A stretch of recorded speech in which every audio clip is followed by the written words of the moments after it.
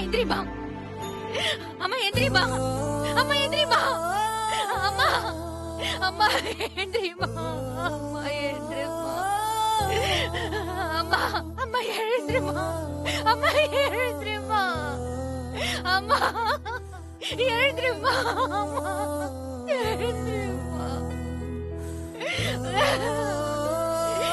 எனக்கு நீ யாருமா இருக்கா? யாருமே இல்லையே. அம்மா எழுந்திருமா, அம்மா.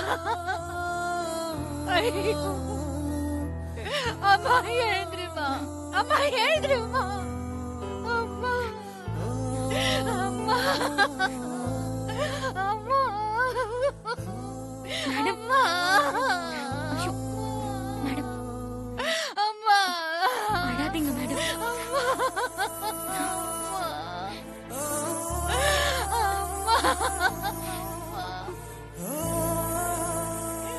பங்கஜ் சார்,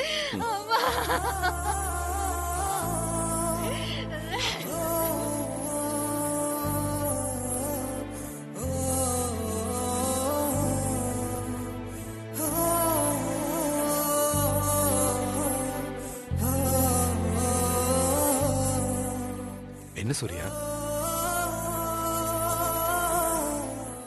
பண்ண வேண்டிய ஃபார்மாலிட்டிஸ் எல்லாம் கரெக்டா பண்ணிடு.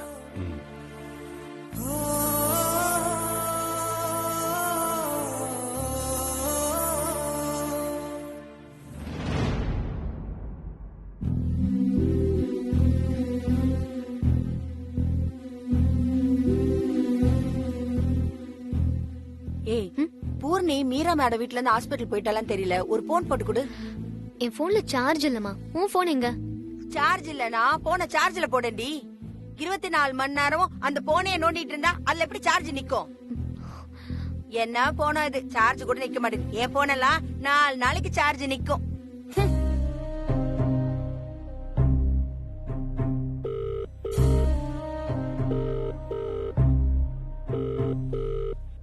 என்னடி உன் சித்தி போனே எடுக்க மாட்டேங்கிறா? அம்மா, சித்தி என்ன சின்ன பொண்ணா? ஏன் இவ்ளோ டென்ஷன் ஆகுற? ஏதாவது ஒரு அவசர வேலையா இருக்க போகுது, விடு. சார்ஜ் இல்லங்கற போனே நோண்டிட்டு இருக்க?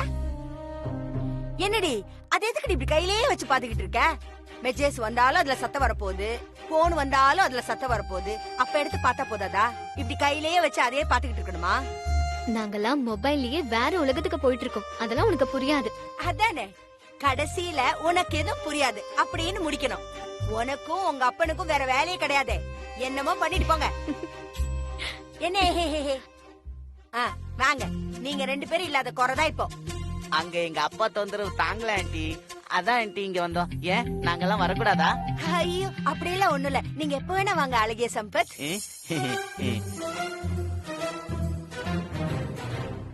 ஏ அனு, நீ ஒரு தடவை போன போட்டுதான் பாரேண்டி. ஒரு தடவை பண்ணி பாரேண்டி.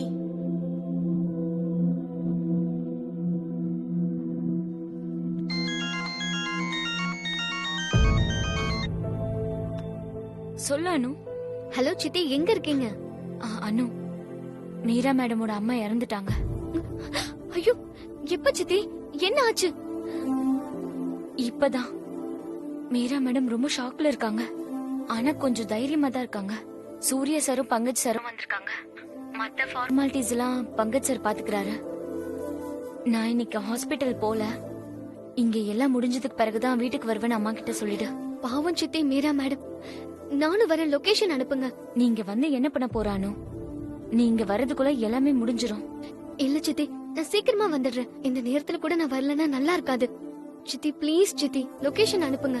சரி, நான் அனுப்புறேன். ஜாக்கிரதையா வா. சரி சித்தி.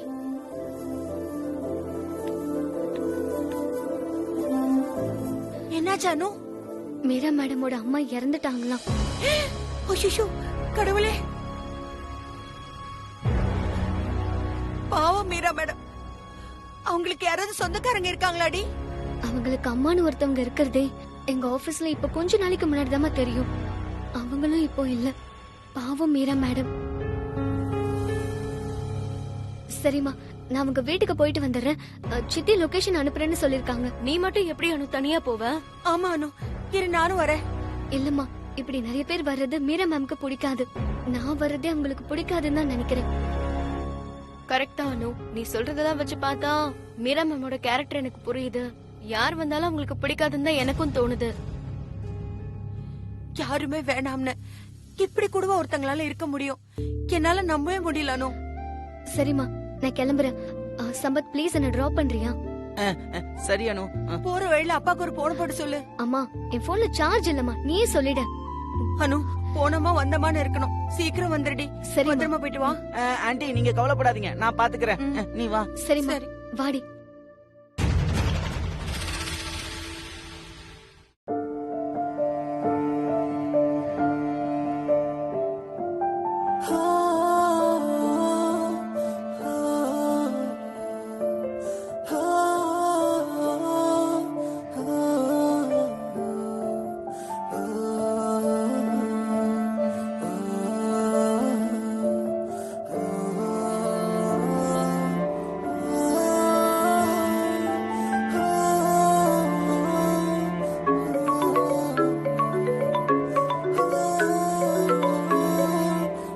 ஹலோ, எங்க இருக்கீங்க? 12th கிராஸ் இல்லைங்க, 2nd கிராஸ். தெரியலங்க, கேட்க மாட்டீங்களா? மீரா, இதெல்லாம் நாங்க பாத்துக்க மாட்டோமா? பங்கஜ், மீராஜி. ஹலோ சார், போனை வச்சுட்டாங்க சார். வண்டியில வந்துட்டு இருப்பாங்கன்னு நினைக்கிறேன். அவங்க சீக்கிரம் வந்துட்டா இன்னைக்கே எல்லாத்தையும் முடிச்சிடலாம். இன்னைக்கேவா? மேடம், நீங்க யாருக்குமே சொல்லலையே. எனக்கு சூர்யா சாரை தவிர வேற யாருமே கிடையாது பூர்ணி.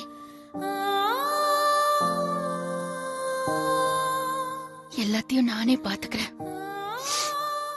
இதனால யாரோட வேலையும் பாதிக்க வேண்டாம். நானே பாத்துக்கிறேன்.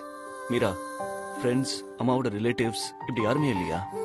எங்க அம்மா கஷ்டப்பட்ட போது யாருமே எட்டி கூட பார்க்கல சார். இப்போ மட்டும் எதுக்கு? யாருமே வேண்டாம் சார். என் அம்மாவை நானே பாத்துக்கிறேன். இன்னைக்கே எல்லாத்தையும் முடிச்சிடுறேன். மீரா, நாங்க இருக்கோம். You don't worry.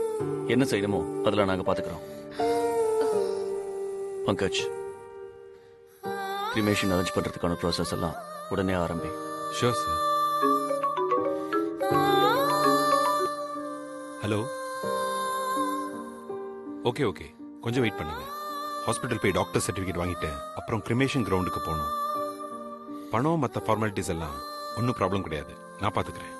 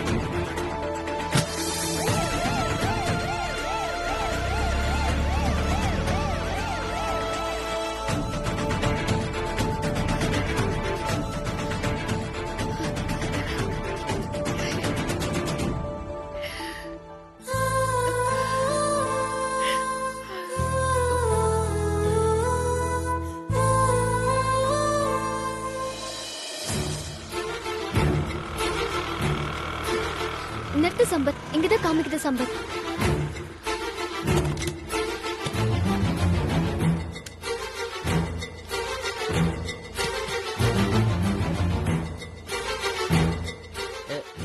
எந்த வீடு அனு? நான் சித்திக்கு ஃபோன் பண்ணி கேட்டுக்கிறேன். நீ போ சம்பத்.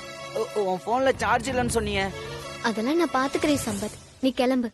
நான் வேணா உன் கூடவே வரட்டுமா அனு? இல்ல சம்பத், நான் போறதே மீரா மேம் எப்படி எடுத்துப்பாங்கன்னு தெரியல. நீ கிளம்பு. சரி அனு, நீ போயிட்டு வா.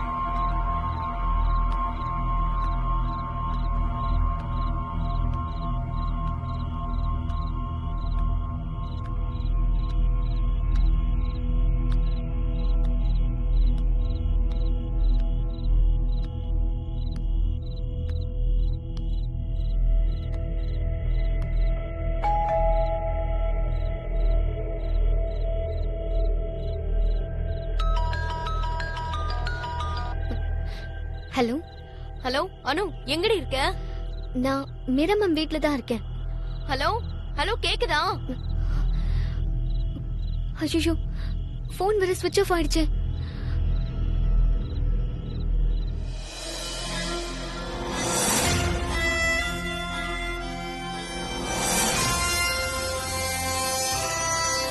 மீராக்கு குடும்பம்னா அவ அம்மா மட்டும்தான். இந்த இழப்பை தாங்கிக்க அவளுக்கு இன்னும் கொஞ்ச நாள் ஆகும். இப்போதைக்கு அவ போக்கிலே விடுவோம். அவளே நார்மலாகி வருவா. என் கூடவே வேலை பார்த்திருக்கா. ஆனா அவளுக்குள்ள இப்படி ஒரு உலகம் இருக்குன்னு எனக்கு தெரியவே இல்லை பாரு பங்கஜ். நான் எவ்வளவு செல்ஃபிஷ் இல்ல? என்ன எல்லாரும் என்ன சொல்லுவாங்க? சுயநலக்கார, கொஞ்சம் கூட பொறுப்பே இல்லாதவன்னா. சூர்யா, ரொம்ப யோசிக்காத. இவ்வளவு வருத்தப்படுற அளவுக்கு நீ எந்த தப்பும் செய்யல.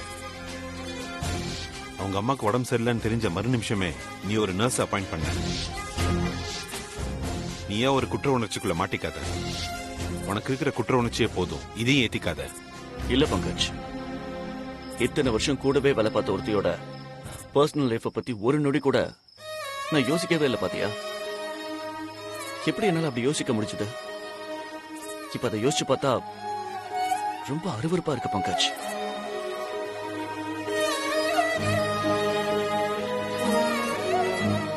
நீயே ஏதாவது கற்பனை பண்ணிக்காத, அமைதியா.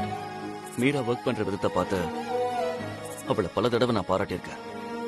She is bold and smart woman ரொம்ப புகழ்ந்திருக்கேன். ஆனா கம்பெனி காம்பவுண்ட தாண்டின பின்னாடி மீரா யாருங்கிறது எனக்கு தெரியவே இல்லை பாரு. அன்னைக்கு மட்டும் நீ கம்பல் பண்ணி நான் அவ வீட்டுக்கு போகலன்னா அவளுக்கு அம்மான்னு ஒருத்தங்க இருந்தாங்கன்றதே எனக்கு தெரியாம போயிருக்கும். என் ஷெட்யூல், என் ட்ரெஸ், என் சாப்பாடு எல்லாத்தையும் ஒரு சின்ன காம்ப்ரமைஸ் கூட இல்லாம மீரா கவனிச்சுட்டு இருந்திருக்கா. ஆனா நான் ரொம்ப சுயநலக்காரன் பங்கஜ். சூர்யா, நீ எப்பயும் பிஸியா இருக்கிறவன். நடக்கிறவனோ ஓடுறவனோ இல்ல, பறக்கிறவன். சுத்தி நடக்கிறது எல்லாத்தையும் கவனிக்கணும்னு நீ நினைச்சாலும் அது சாத்தியம் இல்ல.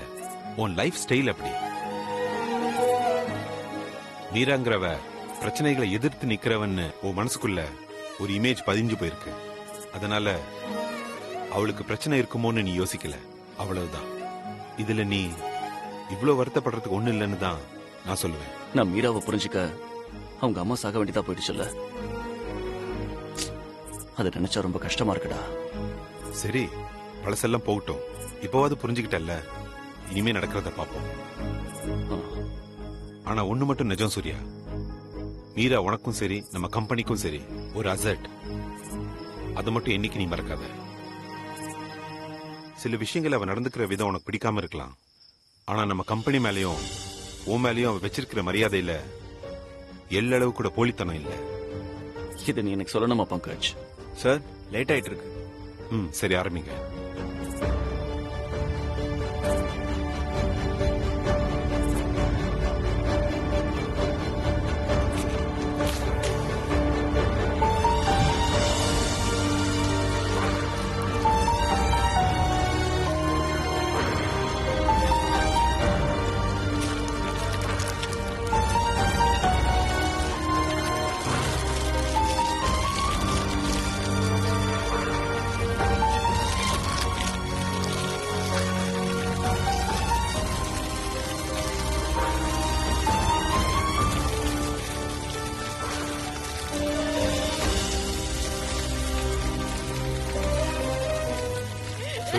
வா போலாம். மீரா வா.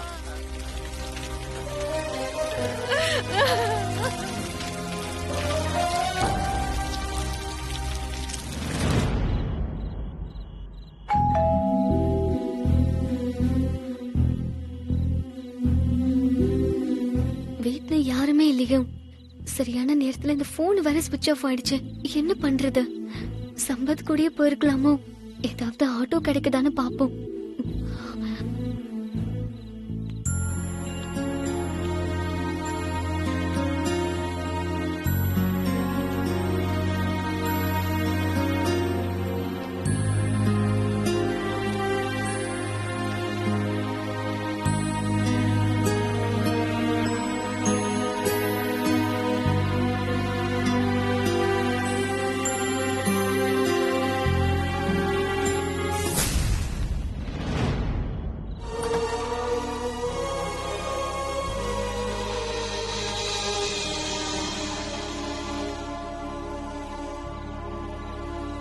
உள்ள இருக்கும்போது யாரோ பெல் அடிச்ச மாதிரி இருந்ததே.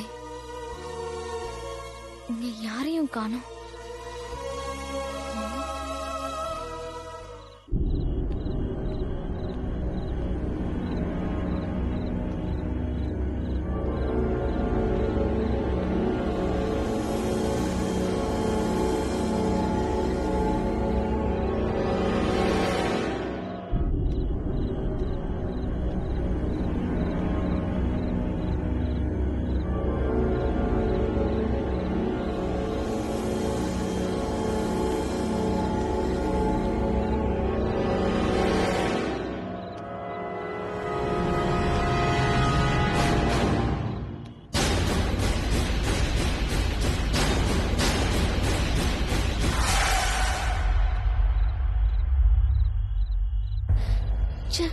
ஒரு ஆட்டோ கூட வரலையே.